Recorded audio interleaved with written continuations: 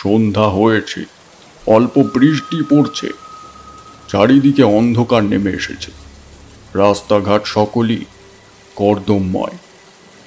রাস্তার ক্ষীণ আলোকে গলির অন্ধকার আরো ভয়ানক দেখাচ্ছে। এমন সময় একদিন আমি বেনারসে পরাণের বাড়ির কাছে উপস্থিত হলাম। দেখলাম পরাণ ও আর একটা লোক হন হন করে সেই বাড়ি থেকে বাইরে বের হয়ে কেদারেশ্বরের মন্দিরের দিকে চলল। পরাণের পরিধানে ফিনফিনে ধুতি, পায়ে ইংরেজি জুতো, মাথায় টেরি, গায়ে ধোপদস্ত পিরান। সঙ্গের লোকটির অপেক্ষাকৃত হীন বেশ। তারা দুজনে সন্দিগ্ধ মনে এদিকে ওদিকে চাইতে চাইতে কেদারের মন্দিরের পাশে একটা বট গাছের তলায় গিয়ে দাঁড়ালো। সঙ্গের লোকটি, তার কথাবার্তার ভাবেই বুঝলাম সে হিন্দুস্তানি। নমস্কার, গল্প.in 2.0 আজকের পর্বে আপনাদের সকলকে স্বাগত। আমাদের আজকের গল্প হরিসাধন মুখোপাধ্যায়ের লেখা হত্যাকারী কে। হরিসাধন মুখোপাধ্যায়ের জন্ম 1862 খ্রিস্টাব্দের 16ই অগস্ট কলকাতার খিদিরপুরে। পরবর্তীকালে তিনি প্রথমে গভর্নমেন্ট টেলিগ্রাফ অফিসে এবং পরে মিলিটারি এডিটর জেনারেলের অফিসে চাকরি করেন। সেখানে চাকরিরত অবস্থায় তার সহকর্মী ছিলেন প্রভাত কুমার মুখোপাধ্যায়।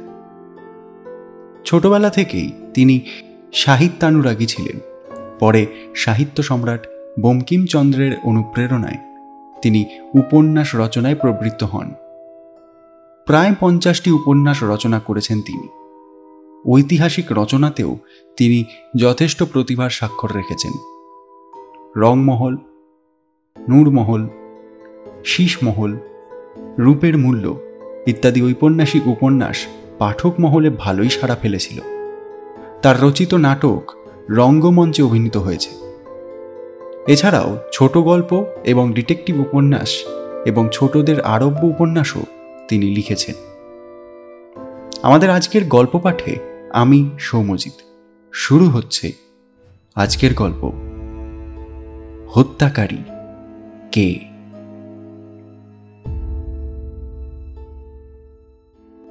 5-6 বছর আগে যে সময় আমি পশ্চিমে ছিলাম, একটা লোমহর্ষক ঘটনা আমার চোখের সামনে ঘটেছিল।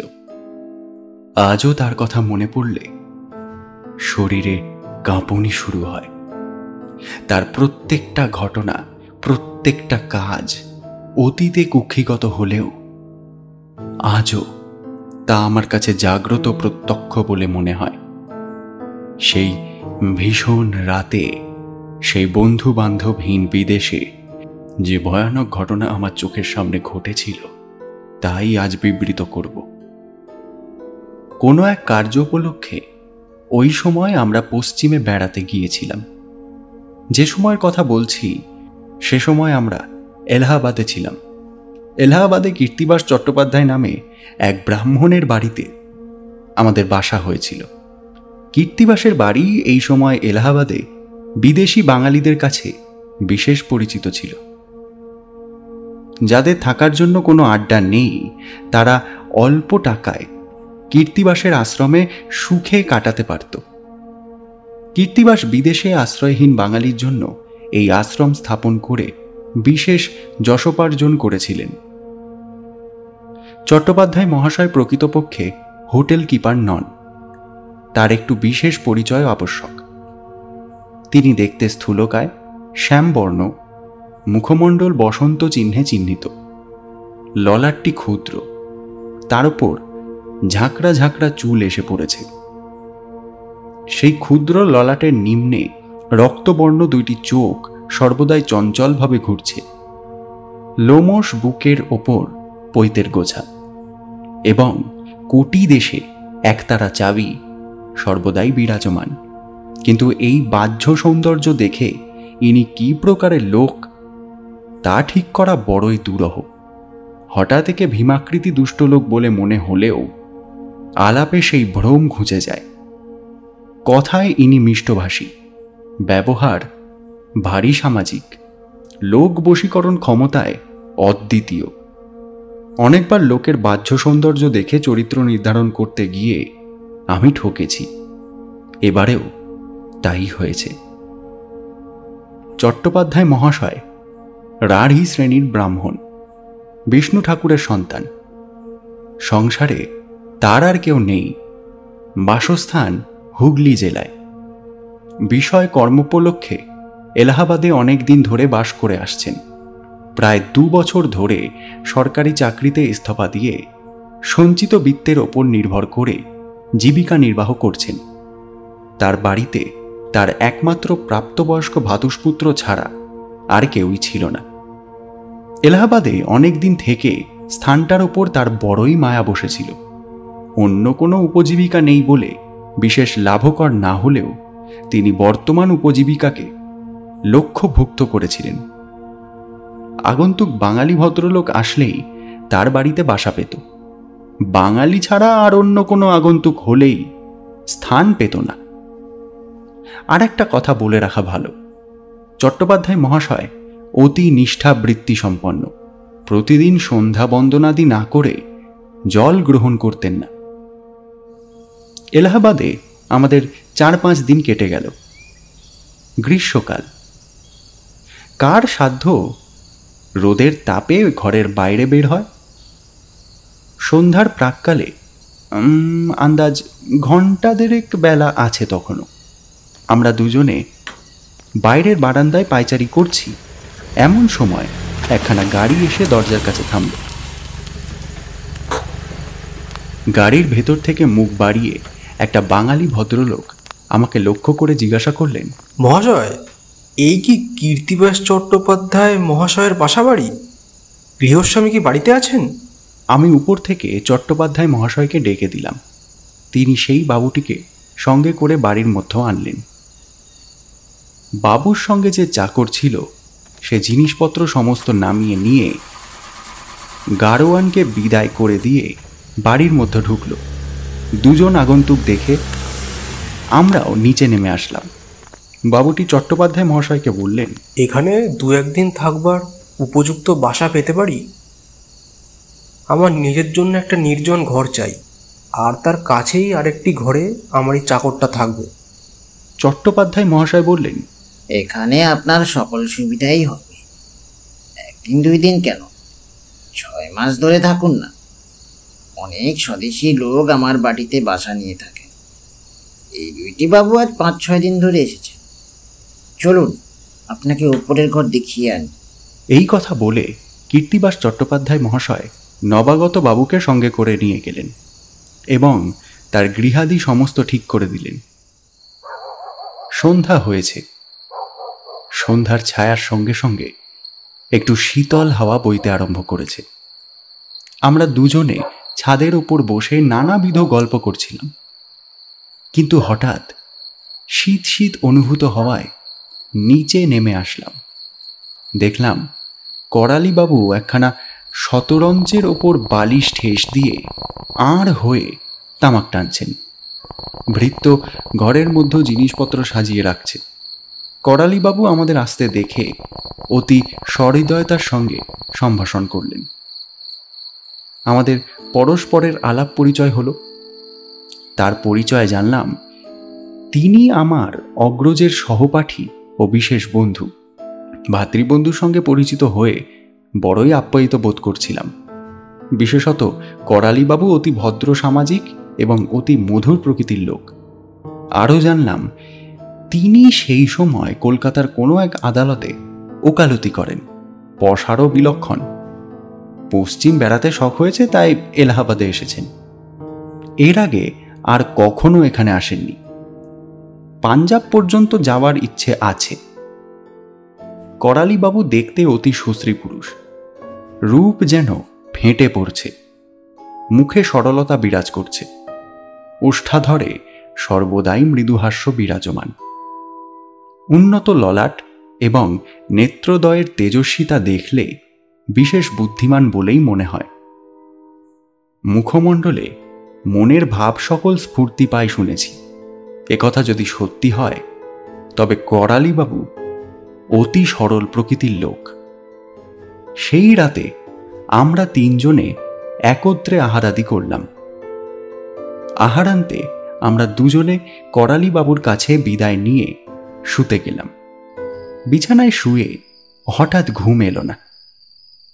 আমাদের ঘরের সামনের দালানের পরে করালি বাবুর ঘর। বোধ হলো কে যেন দরজা ঠেলে তার ঘরে প্রবেশ করল।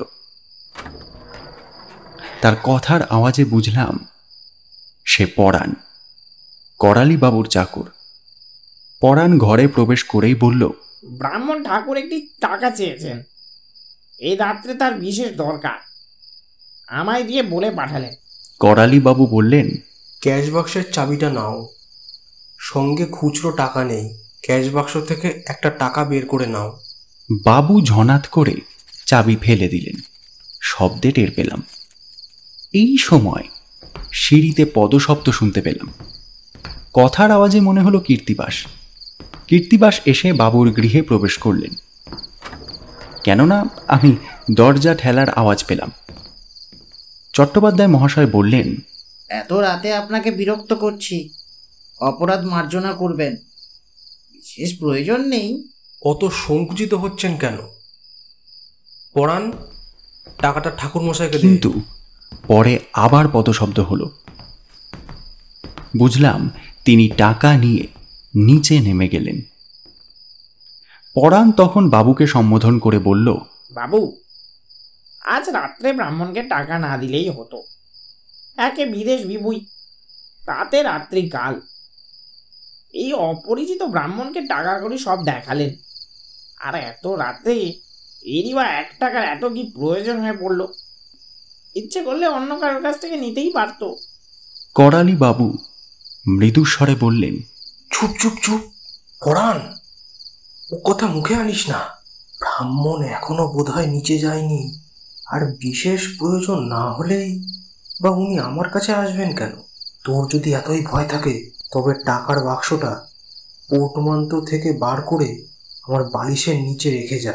আমার সজাগ ঘুম, এতে তোর ভয় কমবে।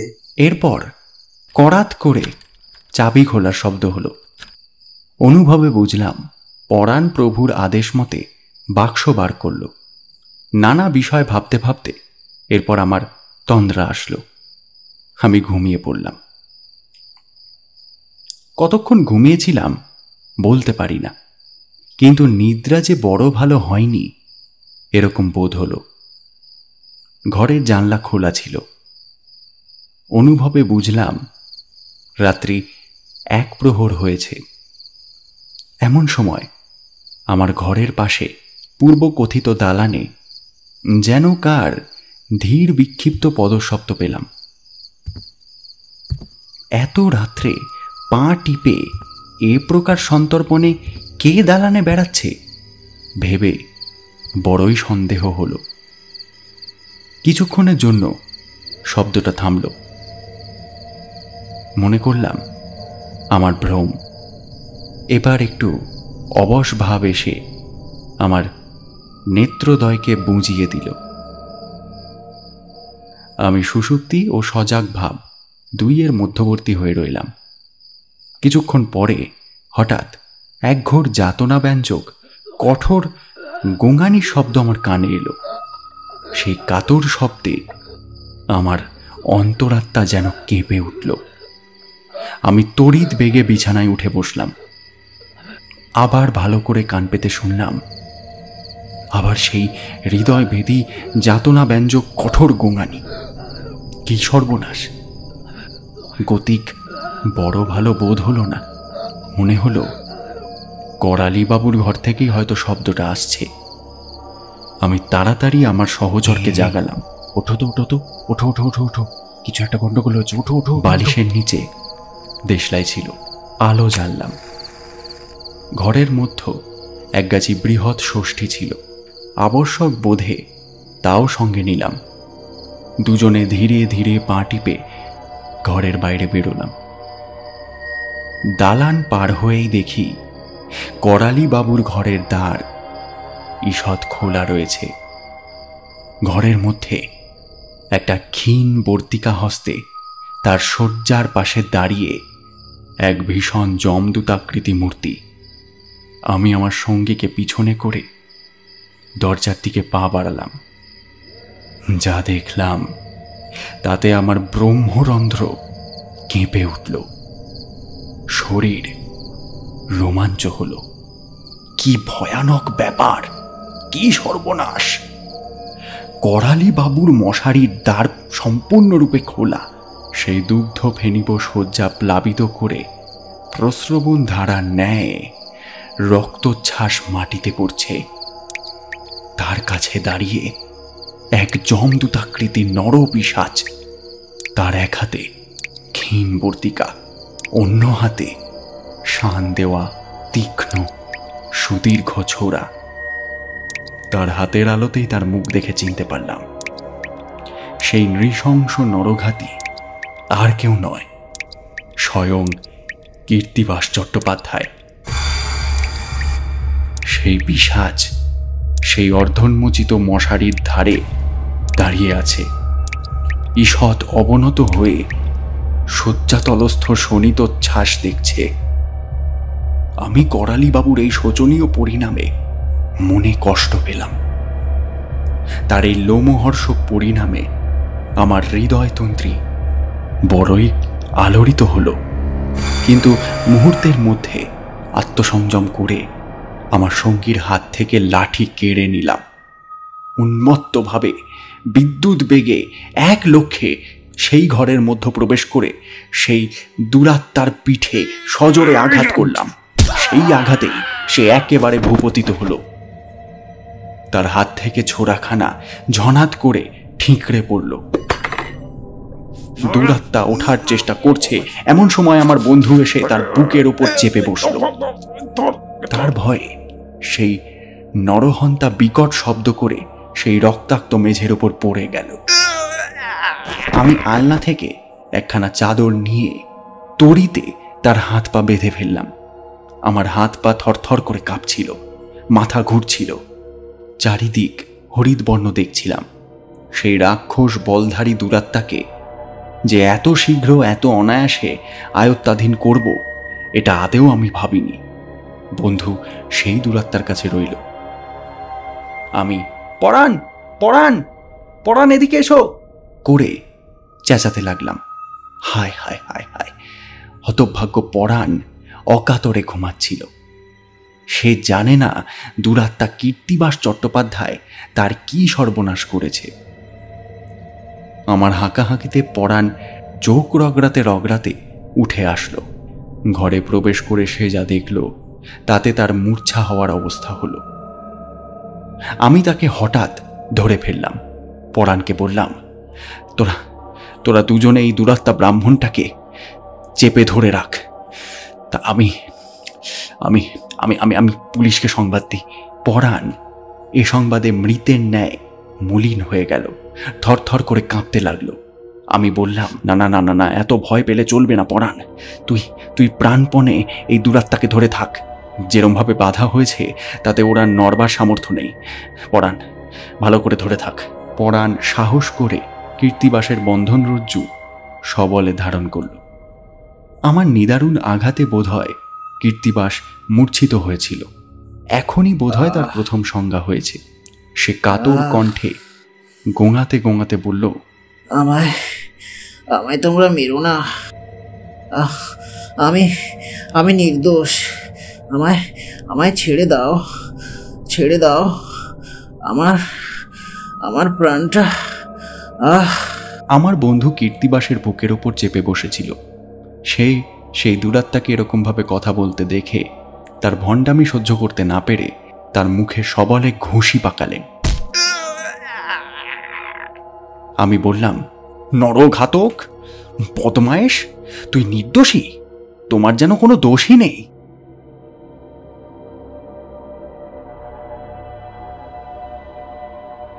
ফাঁসি কাটে তোমার নির্দোষিতা বার হবে। কীর্তিবাস পুনরায় কথা বলতে যাচ্ছিলেন। আমার বন্ধু পুনরায় সবলে তার মাথার ওপর ঘুষি পাকিয়ে বলল, এবারকার দৃঢ় আঘাতে কীর্তিবাস চুপ করল। আমি একবার করালি বাবুর বিছানার দিকে গেলাম। ভীষণ ছুরিকার আঘাতে গলা থেকে অজস্র রক্ত বার হয়ে গিয়েছে। দুরাত্মা বোধহয় বুকের ওপরেও ছুরির আঘাত বসিয়েছিল। সেখান থেকেও তখন উৎস ধারার ন্যায় রক্তস্রোত গড়িয়ে পড়ছে। গায়ে হাত দিয়ে দেখলাম গা ঠান্ডা হয়ে এসছে। চোখ দুটো উন্মিলিত। সেই সুন্দর মুখে তখনও প্রসন্নতা বিরাজমান। দেখে বোধ হলো যেন শান্তি ও বিভীষিকা এসে একত্রে ক্রীড়া করছে। করালিবাবুর রক্তাপ্লুত, নিস্পন্দ ও শোচনীয় ভাবপূর্ণ শরীর দেখে আমি শিউরে উঠলাম। গলার কাছে প্রায় 2 ইঞ্চি পরিমাণে কাটা। আমার বন্ধুকে ও পরাণকে সেই ঘরে রেখে আমি পুলিশে খবর দিতে দৌড়ালাম। নিকটেই কোতোয়ালি ছিল। ঊর্ধ্বশ্বাসে দৌড়ে সেখানে উপস্থিত হয়ে সমস্ত ঘটনা বিবৃত করলাম। এই সমস্ত কাজ করতে আমার 5 মিনিটের বেশি সময় লাগেনি। আমি যখন কোতোয়ালিতে পৌঁছালাম তখন রাত 2টো বেজেছে। পৌঁছে দেখলাম ইন্সপেক্টর শিবসহায় সিংহ রোদে বার হওয়ার জন্য পোশাক পরছেন। আমার মুখে আদ্যপান্ত ঘটনা শুনে তিনি প্রথমে শিউরে উঠলেন, পরে একটু বিমর্ষ হলেন। বক্সি মিটু জমিদার কাছে বসেছিলেন। তাকে বললেন, বাবুর বয়ানামা অনুযায়ী সমস্ত ঘটনা রিপোর্টে লিখে নাও। এরপর আমরা 4 জনে কীর্তিবাসের বাড়িতে উপস্থিত হলাম। আমরা 4 জনে একেবারে উপরের ঘরে উঠে গেলাম। ঘরের মধ্যে আর একটা লোক দাঁড়িয়ে। তাকে এর আগে দেখিনি। পরে জানলাম সে কীর্তিবাস চট্টোপাধ্যায়ের পূর্বকথিত ভাতুষপুত্র। সে জমাদার সাহেবকে দেখে সম্বোধন করে বলল, দোয়াই দোয়াই জমাদার সাহেব, আমার কাকাকে এরা মেরে ফেললো। জমাদার চুপ রহ বলে তাকে ধাক্কা দিলেন। সে সেই ধাক্কা খেয়ে পালিয়ে গেল।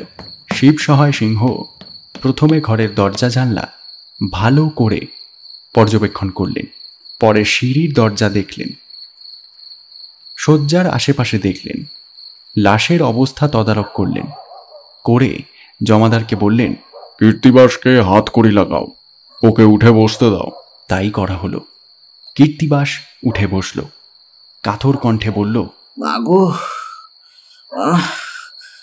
রাঞ্জায়, আমায় একটু জল দাও, আমায় আমায় একটু জল দাও। শিবসহায় সিংহ তাকে জল দিতে আদেশ করলেন। প্রথমত তার এজাহার নেওয়া হলো। শিবসহায় জিজ্ঞাসা করলেন, যা জিজ্ঞাসা করব যদি সমস্ত সত্য করে বলো, তোমার সুরাহা করব, নচেৎ তোমার পরিণাম বড়ই শোচনীয়। বলো এখন, এই নৃশংস কাজ কেন করলে? কীর্তিবাস দীর্ঘ নিঃশ্বাস ছেড়ে বলল, দোহাই পরমেশ্বর, আজ কার মুখ দেখে উঠেছিলাম জানি না। দোহাই জমাদার সাহেব, আমি এর কিছুই জানি না। বক্সি জমাদার আর সহ্য করতে পারলেন না। তার হাতে আর একটা হাতকড়ি ছিল। সে সেই হাতকড়ির বাড়ি কীর্তিবাসের মাথায় ঝনাত করে আঘাত করল। সেই আঘাতে সেই হতভাগ্যের মাথা দিয়ে রক্ত বইতে লাগল। কীর্তিবাস বলল, রাঞ্জায়, জল দাও, জল দাও, সব কথা বলছি। সে আবার জল খেল। শিবসহায় জিজ্ঞাসা করলেন, কেন এ কাজ করলে? কীর্তিবাস আবার দৃঢ়তার সঙ্গে বলল, দোহাই সাহেব, আমি এর কিছুই জানি না। সত্য মিথ্যা পরমেশ্বর জানেন, তিনি এর বিচার করবেন। আমি মনে মনে ভাবলাম, দুরাত্মা পবিত্রময় পরমেশ্বরের নাম বারবার গ্রহণে তা কলঙ্কিত করছেন। কীর্তিবাস বলতে লাগল, আহারাদি করে ইহারা সকলেই শুয়ে পড়লেন। আমার একটি টাকার প্রয়োজন হয়েছিল। আমি বাবুর চাকরকে দিয়ে বলে পাঠালাম। বিলম্ব দেখে নিজে টাকাটি নিতে করে আসলাম। এত রাতে তোমার 1 টাকার কি প্রয়োজন? তহবিলে 1টি পয়সাও নেই। একজন পাওনাদার এসে একটি টাকার জন্য বড় বিরক্ত করতে লাগল। বাবুর চাকর পরাণ তাকে দেখেছে। সত্য মিথ্যা তাকেই জিজ্ঞাসা করুন। তারপর বলে যাও। আমি টাকা নিয়ে নিচে আসলাম, তখন রাত 11টা হবে। পাওনাদারকে বিদায় করে দিলাম। আমার আহারাদি তখনও হয়নি। আহারাদি করে 2 প্রহর হলো। উপরে সিঁড়ির পাশে আমার শয়নঘর। আমি এসে শয়ন করলাম। আসার সময় সিঁড়ির দরজা বন্ধ করেছিলে? হ্যাঁ। আচ্ছা, তারপর? তারপর আমি নিজের ঘরে এসে শুলাম। একটু তন্দ্রা আসছে, এমন সময় কঠোর গোয়ানি শব্দ আমার কর্ণগোচর হলো। আমি তাড়াতাড়ি উঠে পড়লাম। রাত্রে শোয়ার পর প্রতিদিন আমার ঘরে আলো জ্বালা থাকে। আমি সেই আলোটি ওই ছুরিকাখানি হাতে করে ব্যাপারটা কি দেখার জন্য দ্বার খুলে বাহির হলাম। এর আগে এই প্রকার একদল গুন্ডা এসে বাটিতে উপদ্রব করেছিল। আমি গৃহের বাহির হয়ে করালি বাবুর ঘরের কাছে গেলাম। দেখি সেই ঘর হতেই শব্দ আসছে। আমার বড় ভয় হলো। আমি বাবুর চাকরকে 2 বার পরাণ পরাণ করে ডাকলাম। পরাণ তখন অভরেই ঘুমাচ্ছে। সুতরাং আমি সাহসে ভর করে ঘরের মধ্যে ঢুকলাম। ঘরের দ্বার খোলা দেখে আমার মনে সে সন্দেহ হয়েছিল, পরিশেষে তাই সত্য ঘটনা হয়ে দাঁড়ালো। আমি ঘরের মধ্যে যা দেখলাম তাতে অন্তরাত্মা কেঁপে উঠল। কি সর্বনাশ! করালি বাবুকে কি খুন করেছে? দেখেই আমার শরীর থরথর করে কাঁপতে লাগলো। ছুরিখানি হাত থেকেই হঠাৎ রক্তাল্পুত মেঝের উপর পড়ে গেল। এখনো বোধহয় সেই হত্যাকারী গৃহমধ্যেই লুকিয়ে আছে। হয়তো সে এখনই আমারই দুর্দশা করতে পারে। এই ভেবেই ছোড়াখানি কুড়িয়ে নিলাম। ইহা যে রক্ত মাখা হয়েছিল লক্ষ্য করিনি। আলো নিয়ে বিছানার কাছে গিয়ে দেখলাম বাবুর কণ্ঠনালী সম্পূর্ণরূপে বিচ্ছিন্ন, বক্ষস্থলেও আঘাত চিহ্ন। আমি যেমন হেঁট হয়ে অর্ধবক্রভাবে আহত ব্যক্তির আপাদমস্তক পর্যবেক্ষণ করছিলাম, সেই সময় এরা দুজনে সহসা এসে আমায় ভূপতিত করল। আপনারা বিশ্বাস করুন আর নাই করুন, যদি উপরে এক জগদীশ্বর থাকেন তো আমার পক্ষে সুবিচার হবেই হবে। হতভাগ্য এই কথা বলে নিস্তব্ধ হয়ে জল চাইল। আমি জল দিলাম। কথাগুলি যেন তার প্রাণের ভেতর থেকে বেরিয়ে আসছিল। আমার একবার মনে হতে লাগলো হয়তো এ ব্যক্তি নির্দোষী। আবার মনে হলো স্বচক্ষে যা দেখলাম তার ওপর আবার একে নির্দোষী ভাবছি। নিজের চোখকে অবিশ্বাস? না, নিশ্চয়ই এই নরহত্যাকারী প্রাণ বাঁচাবার জন্য এরকম বলছে। সেই ক্ষেত্রে শিবসহায় সিংহ আমাদের দুজনের, পরাণ চাকরের ও কীর্তিবাসের ভাতুষপুত্রের জবাববন্দি নিল। আমরা যা প্রত্যক্ষ দেখেছিলাম তাই জবাববন্দিতে বললাম। পরাণ চাকর বেশির মধ্যে বলল, আমি যখন ক্যাশ বাক্স খুলে ব্রাহ্মণকে টাকা বার করে দিই তখন সে লোলুপ দৃষ্টিতে নোটের তারার দিকে দৃষ্টিপাত করছিল। সবার আগে আমি বাবুকে এই কথা জানিয়েছিলাম, কিন্তু তিনি সরল লোক, সহসা ব্রাহ্মণকে অবিশ্বাস করলেন না। কিন্তু তার ফল হাতে হাতেই পেলেন। নিশ্চয়ই এই ব্রাহ্মণ টাকার লোভে আমার মনিবকে খুন করেছেন। পরাণ এই বলে মনিবের পূর্ব গুণকীর্তন করে কাঁদতে লাগল। মোকদ্দমা ম্যাজিস্ট্রেটের কাছে উঠল। তিনি আদ্যপান্ত প্রমাণ পেয়ে আসামিকে সেশন সোপরদ্দ করলেন। কীর্তিবাসকে অনেকে চিনত, অনেকে তাকে ভালোবাসত। সকলেই তার অদৃষ্টে কি ঘটে দেখতে এসেছিল। আদালত লোকে লোকারণ্য। কীর্তিবাসের জবাববন্দি পুনর্বত। এবারেও সে খুন সম্বন্ধে সমস্ত কথা একেবারে অস্বীকার করল। আমাদের সাক্ষ্য সর্বাপেক্ষা প্রধান দাঁড়াল। ম্যাজিস্ট্রেট আসামিকে হাজতে রাখবার হুকুম দিলেন। হাতকড়ি বন্ধ হয়ে পুলিশের ধাক্কা খেতে খেতে সেই জনস্রোতের মধ্য দিয়ে কীর্তিবাস অশ্রুপূর্ণ নয়নে নত মুখে ধীরে ধীরে চলল। তার দশা দেখে আমার বড়ই কষ্ট হলো। কেউ বলতে লাগলো, বামুনের কিছুই হবে না, খালাস পাবে। তার বন্ধুরা তার প্রতিধ্বনি করে বলল, তোমার মুখে ফুল চন্দন পড়ুক, আমি হলপ করে বলতে পারি চট্টোপাধ্যায় নির্দোষ। আবার কেউ বলল, লোক চেনা ভার, এই চাটুজ্জে বড় ভালো মানুষ, কিন্তু এর পেটে পেটে এত ছিল তা কে জানতো বলো? বাছাধন, এইবারে মজাটা টের পাবেন। হতভাগ্য কীর্তিবাস এইসব শুনতে শুনতে অবনত মস্তকে কয়েদির গাড়িতে উঠল। আমি সেই জনতার মধ্যে একটা মর্মভেদী শ্বাস শুনতে পেলাম। কীর্তিবাস দীর্ঘশ্বাস ত্যাগ করে বলল, হা পরমেশ্বর, নির্দোষীরা তো দণ্ড কেন? এই শ্বাস ও এই কথা চিরকাল আমার মনে থাকবে। তারপর দিন আমি কীর্তিবাসের বাসা ত্যাগ করলাম। এর পরের ঘটনা পুলিশের দারোগার মুখে আপনারা শুনবেন। পুলিশের লাইনে অনেকদিন দক্ষতার সঙ্গে চাকরি করে আসছি। কত বড় বড় সঙ্গীন মোকদ্দমা জলের মতো সরল করেছি, কিন্তু করালি বাবুর খুনের মোকদ্দমা তদারক করে আমার মনের খটকা ঘুচল না। কি একটা সন্দেহের ঘন ছায়া আমার মনের মধ্যে ঘুরতে লাগলো। ম্যাজিস্ট্রেটের কাছারি ভাঙা মাত্রই আমি বড় সাহেবের অফিসে গেলাম। বড় সাহেব ওপরে বসে পড়েছিলেন। আমি গিয়ে দেখা দিলাম। সাহেব বললেন, আজকের খুনের মোকদ্দমায় কি হলো? আমি সে সম্বন্ধে যা বলার ছিল বললাম। সমস্ত দেখে কীর্তিবাস অপেক্ষা পরাণ চাকরকে আমার অধিক সন্দেহ হয়। আরও বললাম, খানা তল্লাশিতে কেবল করালিবাবুর জামার পকেট থেকে কয়েকখানি নম্বরই নোটের নম্বর পেয়েছি।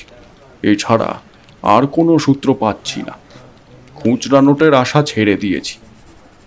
এক্ষুনি নম্বরি নোট পেলে সকল বিষয় পরিষ্কার হয়, সেজন্য পরাণকে একবার খানা তল্লাশি করতে হয়। সাহেব আমার মতে মত প্রদান করায় আমি সেই দিন থেকে তার অনুসন্ধানে প্রবৃত্ত হলাম। অল্প দিনের মধ্যেই জানতে পারলাম সে কাশিতে আছে। সন্ধ্যা হয়েছে, অল্প বৃষ্টি পড়ছে, চারিদিকে অন্ধকার নেমে এসেছে। রাস্তাঘাট সকলই কর্দমময়।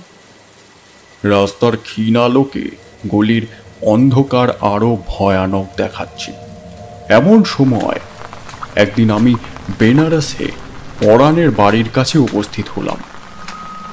দেখলাম পরাণ ও আর একটা লোক হন হন করে সেই বাড়ি থেকে বাইরে বের হয়ে কেদারেশ্বরের মন্দিরের দিকে চলল। পরাণের পরিধানে ফিনফিনে ধুতি, পায়ে ইংরেজি জুতো, মাথায় টেরি, গায়ে ধোপদস্ত পিরান। সঙ্গের লোকটির অপেক্ষাকৃত হীন বেশ। তারা দুজনে সন্দিগ্ধ মনে এদিকে ওদিকে চাইতে চাইতে কেদারের মন্দিরের পাশে একটা বট গাছের তলায় গিয়ে দাঁড়ালো। সঙ্গের লোকটি, তার কথাবার্তার ভাবেই বুঝলাম সে হিন্দুস্তানি, প্রেমার আর দালাল। পরাণ আবার প্রেমারায় মেতেছে। আমার বড়ই আফসোস হলো। মনে ভাবলাম, কি কষ্ট, এত প্রমাণ পাচ্ছি তবু একে ধরতে সাহস করছি না। তারা এই নির্জন বটতলায় দাঁড়িয়ে যে সকল কথা বলতে লাগলো তার অনেকটাই আমি শুনতে পেলাম। তাতে বুঝলাম গত রাত্রে পরাণ প্রেমারা খেলায় 100 টাকা হারিয়ে এসেছে। আজ সে আড্ডায় যেতে চাইছে না। এই ব্যক্তি নয় আড্ডাধারী, না হয় দালাল। এ তাকে প্রলোভন দেখিয়ে আড্ডায় নিয়ে যাওয়ার জন্য এসেছে। তারা সেই বটবৃক্ষতল ত্যাগ করল। আমিও সঙ্গে চললাম। তারা নিঃশব্দে 5-7টা গলি পার হলো। আমিও তাই করলাম। এতক্ষণে তারা চওড়া গলিতে চলছিল। সেসব গলিতে অনেক লোক চলে, কেউ কারোর তথ্য নেয় না। কিন্তু এখন একটা সরু গলিতে প্রবেশ করলো। গলিটি এত অপ্রশস্ত ও অপরিষ্কার যে দুজন লোক পাশাপাশি চলতে পারে না। আমার পদশব্দে তারা চমকে উঠল, ফিরে দাঁড়ালো। সেই হিন্দুস্তানিটি কর্কশ স্বরে জিজ্ঞাসা করল, কন রে, কন? আমি বাংলা ভাষায় বললাম, খেলোয়াড়। সে নিকটে এসে আমার হাত চেপে ধরল, বলল, কে তো ঠিক করে বল দেখে, কিসের খেলা? আজকের সংকেত কি? আমি হাতের চাপনে সেই দুর্দান্তের পরাক্রম অনুভব করলাম। মনে ভাবলাম, একা এসে বড়ই কুকর্ম করেছি, হয়তো সবই পণ্ড হবে। কিন্তু সে সময় ভাববার সময় পেলাম না। মুহূর্তের মধ্যে নতুন বুদ্ধি জোগালো। সেই ব্যক্তি অশ্বত্থ গাছের তলায় পরাণকে একটা কথা মুখস্থ করতে বলেছিল। সেই কথাটি আমি শুনেছিলাম। আমি বলে উঠলাম, জিমিয়া। সে আর কথা বলল না। আমার সাদরে আলিঙ্গন করে আমার কাছে ক্ষমা প্রার্থনা করল। আরও বলল, ভাই, আমরা এত সতর্ক কেন জানো? কেতোয়ালি আমাদের বড়ই উত্তপ্ত করেছে, তাই এ সংকেত শব্দের সৃষ্টি। সেদিন দুটো পুলিশের লোক আড্ডায় এসে ঢুকেছিল। তারপর দিন আমরা আড্ডা বদল করলাম। আমি বললাম, ভাই, খেলোয়াড় দেখলে চিনতে পারো না? কিছু দূর অগ্রসর হয়ে সেই হিন্দুস্তানি একটা ক্ষুদ্র দোতলা বাড়ির দরজায় আঘাত করল। একটা বৃদ্ধা এসে দরজা খুলে দিল। আমরা বরাবর উপরে উঠলাম। আড্ডাটি বেশ জমকালো। একটা প্রশস্ত মেজে, তার ওপর কয়েকখানা তাস ছড়ানো। ঘরটি অতি পরিষ্কার। দেওয়ালগুলি ঝুল ও পানের পিকে চিত্রিত। দুইটি প্রদীপ উজ্জ্বলভাবে সেই মেজের ওপর জ্বলছে। ৮-১০ জন লোক সেই ঘরের মধ্যে বসে হাস্য পরিহাস করছে। কেউ বা মদ্যপানে উন্মত্ত হয়ে চিৎকার করছে, কেউ বা ধুলোয় পড়ে রয়েছে, কেউ বা গান ধরেছে, আবার কোথাও বা খেলা দেখতে সকলে ঝুঁকেছে। এটাই প্রেমারার আড্ডা ঘর। খেলা আরম্ভ হলো। পরাণ এদিন সত্যি সত্যি বাজি জিতল। 5 বার খেলা হলো। পরাণ 4 বার জিতল, 1 বার হারল। একবারের হারেই তার সমস্ত সম্পদ নষ্ট হলো। উল্টে আরও তার 50 টাকা দেনা দাঁড়ালো। সেই টাকার জন্য অপমানিত হয় দেখে আমি তৎক্ষণাৎ 50 টাকা দিয়ে তাকে রক্ষা করলাম। পরাণ তখন থেকে আমার বন্ধু হলো। আমার সঙ্গে তার আত্মীয়তা বেড়ে উঠল। এই আলাপের 3য় দিন আমি ও পরাণ একত্রে আড্ডায় গেলাম। খেলা আরম্ভ হলো। পরাণ প্রথমেই 10 টাকা বাজি হারল। সে ব্যস্ত সমস্ত হয়ে আমায় একখানা 100 টাকার 1 কেতা নোট দিয়ে বলল, ভাই, এই নোটখানি শীঘ্রই ভাঙিয়ে আনো। খুচরো টাকা আমার কাছে নেই। এই গলির বাইরে পূর্বদ্বারের রাস্তা ধরে গেলেই মোড়ের মাথায় বেনিয়ার দোকান দেখতে পাবে। সেইখানে 4 আনা বাটা দিলেই টাকা পাবে। যাও, শীঘ্র যাও। আমি দ্বিরুক্তি না করে নোট নিয়ে বেরিয়ে আসলাম। পূর্ব রাস্তা ধরে সেই দোকানে গেলাম। নোট না ভাঙিয়েই আবার ফিরলাম। নিকটে একটা আলো জ্বলছিল। তড়িৎ গতিতে নোটের নম্বর পড়ে দেখে আমার খাতায় করালিবাবুর নোটের নম্বরের সঙ্গে মিলিয়ে নিলাম। একটা মিলেও গেল। আমি ফিরে আসলাম। মনে স্থির নিশ্চয় হলো, পরাণই করালিবাবুর সমস্ত টাকা আত্মসাৎ করেছে। আজই তাকে ধরব, এই আশায় মন বড়ই উৎসাহিত হলো। আমি আড্ডায় ফিরে আসলাম। দেখলাম মদ্যপানে পরাণের চোখ রক্তবর্ণ হয়েছে। আর এক পাত্র খাওয়ার জন্য ঢেলে রেখেছে। আমায় দেখে সে পাত্র ত্যাগ করে ছুটে আসলো।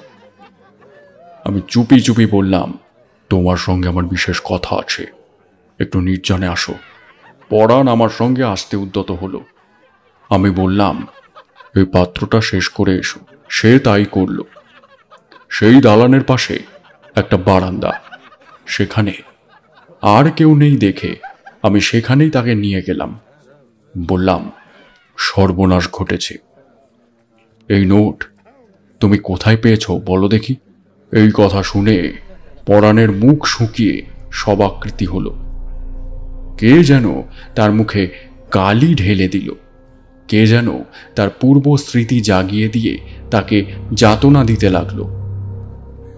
পরাণ রুদ্ধ স্বরে আমার হাত ধরে বলতে লাগলো, কেন কেন কি হয়েছে? শীঘ্র বলো। নোট ভাঙাতে দিলুম, তাতে আবার হলো কি? আমি বললাম, হলো কি নয়, ব্যাপার বড় সঙ্গীন। যেখানে নোটের টাকা আনতে গেলাম, তারা তো কোনো মতেই টাকা দিতে চায় না, বলে চোরাই নোট। তাদের বই খুলে তোমার নোটের সঙ্গে সেটা মেলালো। শেষে বলল, এই নোটের নম্বর তাদের কাছে লেখা আছে। এলাহাবাদে করালিবাবু বলে এক বাঙালি খুন হয়েছে, তার কতগুলো নোট সেখানে চুরি গিয়েছিল। পুলিশ সাহেবের হুকুম অনুসারে তারা সেই চোরাই নোটের নম্বর পেয়েছিল। 4খানা 100 টাকার নোটের মধ্যে এটাও একটা। কথা শুনে পরাণের মুখ আরো শুকিয়ে গেল। মদিরার তেজে তার মস্তিষ্ক উত্তেজিত হয়েছিল। আমার কথায় সে আরো ভ্যাবাচাকা খেয়ে গেল। প্রকৃত গোপন করে এই দমবাজির দ্বারা আমি যে এরূপ আশাতীত ফল পাব তা আমি জানতাম না। আমি আবার বললাম, পরাণ কি করি বলো দেখি। তারা তো সেখানে আমায় ছাড়তেই চায় না, বলে আমায় পুলিশে দেবে। আমি বলেছি এই নোট আমার নয়, যার নোট তাকে দেখিয়ে দেব। আমার সঙ্গে লোক দাও। ওই দেখো তাদের লোক বাইরে দাঁড়িয়ে। আমি তো বাঁচলাম, এখন তোমাকে বাঁচাই কিভাবে? এখনই তো পুলিশ এসে তোমায় ধরে ফেলবে। সুরাতে এইবার পূর্ণ প্রভাবে পরাণের মস্তিষ্কের বিকৃতি সম্পাদন করেছে। সেই এই ঘটনায় ক্রমশ আত্মহারা হচ্ছিল। তার মনের শক্তি কমে গিয়ে ঘটনা গোপনের ক্ষমতা লোপ হচ্ছিল। এটা বেশ বুঝতে পারলাম। আমার কথায় উত্তর না দিয়ে হঠাৎ সে চিৎকার করে উঠল, আমি মনিবকে মেরেছি, আমি নোট নিয়েছি, আমার নামই পরাণ চাকর, ধরো ধরো আমায়, ফাঁসি দাও। কথা শেষ হতে না হতেই সে কাঁপতে কাঁপতে দড়াম করে মেঝের ওপর পড়ে গেল। এরপর 5 দিন পরাণ অজ্ঞান অবস্থায় কাটালো। ঘোরতর বিকারে প্রলাপ বকতে লাগলো। প্রলাপের মধ্যে করালিবাবুর কথাই অধিক। সেই ভয়ানক রাত্রে সে যে নৃশংস লোমহর্ষক কাণ্ডের অভিনয় করেছিল, অজ্ঞান অবস্থায় তারই পুনরাভিনয় দেখাতে লাগলো। তার এই অজ্ঞাত অবস্থায় তার পকেট থেকে করালিবাবুর 2 কেতা 100 টাকার নোটও পাওয়া গেল। বলা বাহুল্য, কীর্তিবাস চট্টোপাধ্যায় সেশনের বিচারে বিনা আপত্তিতে খালাস পেল। কীর্তিবাসের মুখে আর আনন্দ ধরে না। সে আমায় দেখে বলল, মহাশয়, কেন এই ব্রাহ্মণকে এত কষ্ট দিলেন? পরমেশ্বর নির্দোষীকে রক্ষা করলেন কিনা এখন দেখলেন তো। এরপর ব্রাহ্মণের কাছে ক্ষমা চেয়ে একদিন তার বাড়িতে গিয়েছিলাম। তার আবাস বাড়ি জনশূন্য। একজন বলল কীর্তিবাস চট্টোপাধ্যায় বাড়ি বিক্রি করে নাকি কোথায় চলে গিয়েছে। সেদিন থেকে এলাহাবাদে কীর্তিবাসের আশ্রমের নাম লোপ পেল।